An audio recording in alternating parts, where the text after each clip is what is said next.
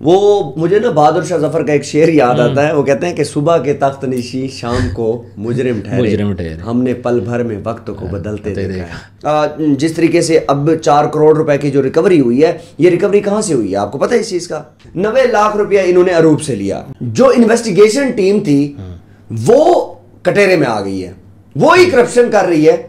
مجھے یہ بتائیں اس کا ایج کس کو جائے گا؟ بیل کے لیے. سر ابھی تک بیل کے لیے کیوں نہیں گئے, کیا ریزن ہے؟ انہوں نے کہا کہ میں نے ڈکی سے جب کہا کہ بیٹا یہ تھوڑا شرٹ اوپر کرنا, میں نے جب دیکھا تو وہ اتنے نیل پڑے ہوئے تھے جیسے بینگن نہیں ہوتا. اچھا اس طرح تشدد کیا گیا. اچھا سننے میں آیا کہ ڈکی کے جو چینلز ہیں خاص طور پر انسٹاگرام, اس کا یوٹیوب, یہ سارا NCCIA کے پاس ہے. کیا اس کو یہ ساری چیزیں واپس مل جائیں گی؟ بسم اللہ الرحمن الرحیم. السلام علیکم, میں ہوں آپ کا ہوسٹ عثمان زیب. بات کریں گے ڈکی بھائی کے کیس کے بارے میں, جہاں ڈکی اس ٹائم پہ مشکلات کا شکار ہے. دوسری سائڈ پہ NCCIA ڈپارٹمنٹ والے لوگ بھی گرفتار ہیں, اور کہا یہ جا رہا ہے کہ یہ بہت زیادہ پروفیشنل لوگ ہیں. ہمارے ساتھ موجود ہے سینئر جنرل شعیب صادق صاحب. شعیب صاحب مجھے بتائیے گا کہ نئی جو اپڈیٹس آ رہی ہیں تو بڑی خطرناک آ رہی ہیں سر. کس کے معاملے میں خطرناک آ رہی ہے سر؟ جو NCCIA کے بندے گرفتار ہیں, ظاہر صاحب گرفتار ہیں, زوار صاحب, اور اس کے علاوہ شعیب صاحب ہیں, مختلف لوگ ہیں. لیکن یہ کہا جا رہا ہے کہ یہ جو سارے بندے یہ نہایت ہی ٹیکنیکل لوگ ہیں اور سمجھتے ہیں کام کو, قانون کو بھی سمجھتے ہیں. اور دوسری سائڈ پہ ان کے وکیل کون ہیں؟ میاں اشفاق صاحب. دیکھیں میں آپ کو ایک بات بتاؤں, FIA ایک بندے کو 30 دن تک ریمانڈ میں رکھ سکتی ہے میکسیمم. ٹھیک ہے, آپ کو یاد ہوگا یہ وہی چیزیں ریوائز ہو رہی ہیں جو ڈکی کے ساتھ ہوئی تھی.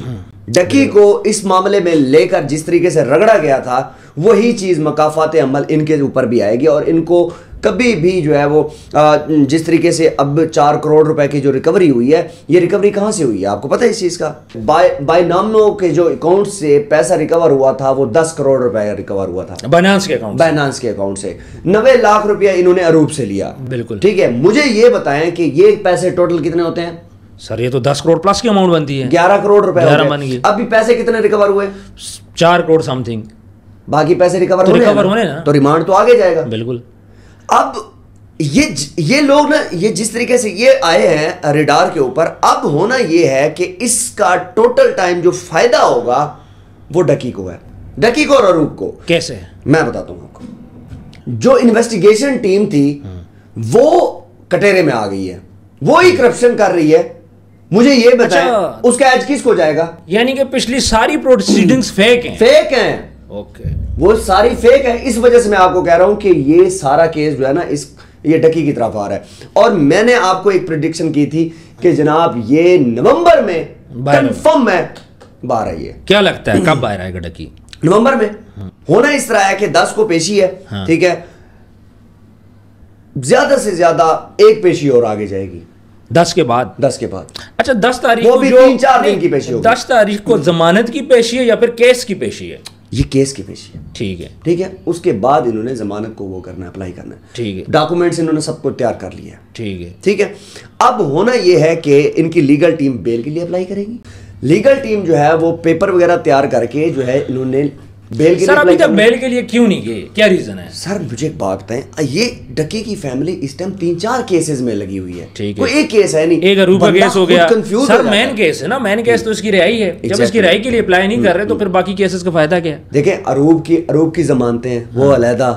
ٹھیک ہے, FIA کے اوپر عروب نے جو ہے وہ مدعی بن گئی ہے. NCCA کے دوسرا کیس یہ ہو گیا, تیسرا جو ہے ڈکی والا کیس ہو گیا. مجھے یہ بتائیں کہ وہ ان کو تو پتہ ہی نہیں تھا عدالتوں کے دروازے نہیں دیکھے تھے. اچھا اب مجھے یہ بتائیں کہ FIA یہ بات بولتی ہے کہ یہ نہایت ہی پروفیشنل لوگ ہیں, ان کو ٹائم چاہیے. بالکل بولا انہوں نے, جج صاحب کے سامنے یہ چیز بولی ہے کہ جناب یہ لوگ جو ہے انہوں نے جو 11 کروڑ روپیہ لیا, ابھی 4 کروڑ روپے کی ریکوری ہوئی ہے, باقی پیسے ہم نے ریکور. سر FIA اتنے دنوں میں ریکور نہیں کر پائی. ایک چیز ٹائم لگے گا نا, میری بات سنیں. ایک بندہ 16 سے 17 سال کی سروس, 20 سال کی سروس کر کے بیٹھا ہو, ٹھیک ہے, اس نے جس طریقے سے وہ ٹریننگ حاصل کی ہے, جہاں اس نے پیسہ لگایا, وہ آپ کو آسانی سے بتا دے گا. ٹائم تو لگے. یہ تو ایک پورا گینگ تھا, ایک مافیا تھا اس کے اندر بیٹھا ہوا تھا. کار زون کا کیا بنے گا؟ وہ پیسے دیں گے, بند کریں گے اپنا سسٹم. یہ 100% یہی بات ہے. آپ کو کیا لگتا ہے سزا کتنی ہوگی ان کو؟ جناب میں آپ کو ایک چیز بتاؤں, 1947 میں ایک ایکٹ جو ہے وہ پاس ہوا تھا, پریونشن آف کرپشن ایکٹ. ٹھیک ہے, اور پاکستان پینل کوڈ کا جو ان کے اوپر ایکٹ لگتے ہیں 161 اور 109، اس کے تھرو ان سب کے اوپر 7 سال کی سزا بنتی ہے. 7 سال. سر 7 سال سے کیا ہوتا ہے؟ کتنی لاشوں پہ چڑھ کے آگے آئی ہیں، کتنی بچیوں کی بے حرمتی پامال کی ہے.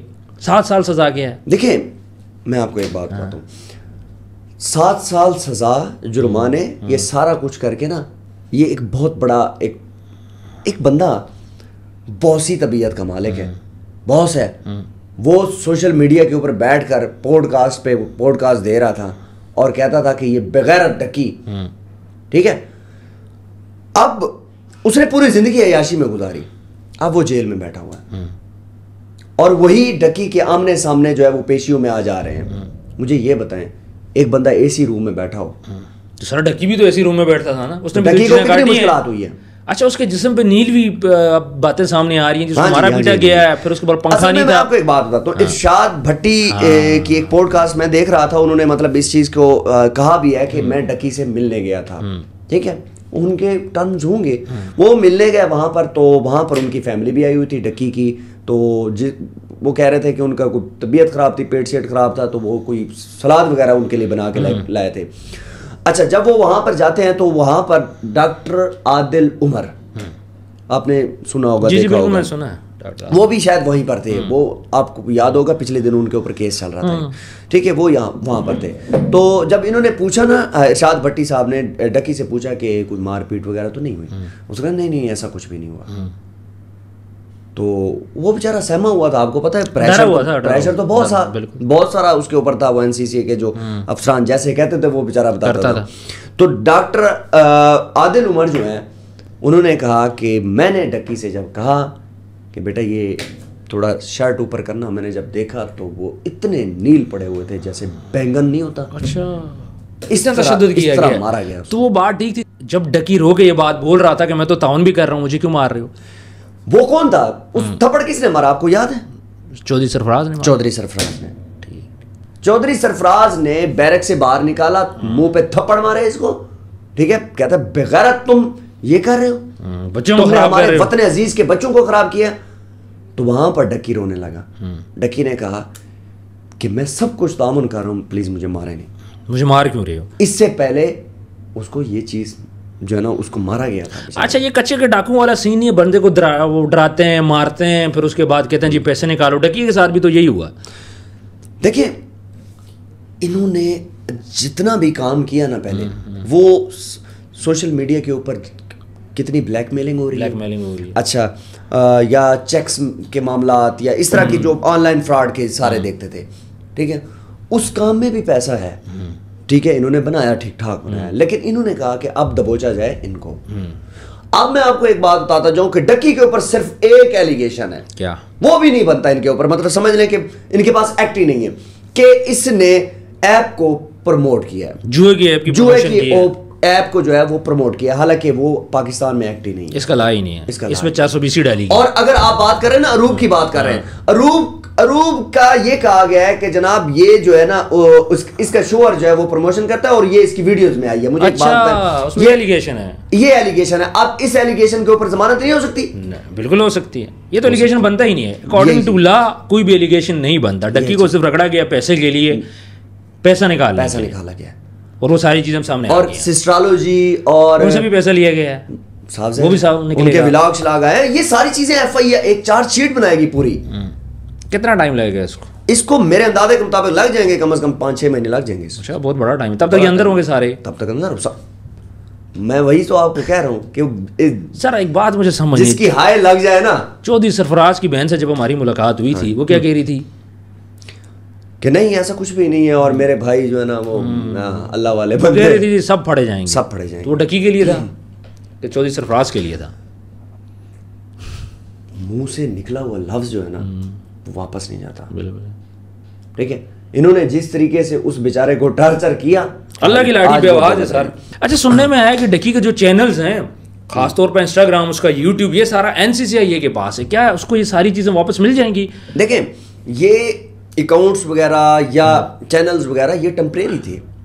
یہ ڈیسائیڈ کرے گی آنریبل کورٹ. ٹھیک ہے، کہ کورٹ کیا کرتی ہے. ٹھیک ہے، کیا وہ جو مواد ہے وہ ہٹا کر اس کو دیا جائے گا یا پرماننٹ بین کر دیے جائیں گے؟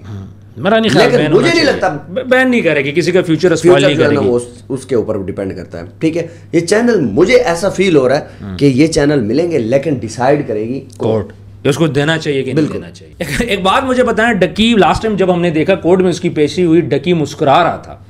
آپ کو کیا لگتا ہے؟ ڈکی تو بڑا پازیٹیو نظر آ رہا تھا، بڑی اسمائل تھی اس کے فیس پہ. جب وہ کیمرہ مین کیمرہ مار رہے تھے تو ہلکی سی اسمائل دے کے وہ گاڑی میں بیٹھ گیا. وہ مجھے نا بہادر شاہ ظفر کا ایک شعر یاد آتا ہے، وہ کہتے ہیں کہ صبح کے تخت نشین شام کو مجرم ٹھہرے، ہم نے پل بھر میں وقت کو بدلتے دیکھا.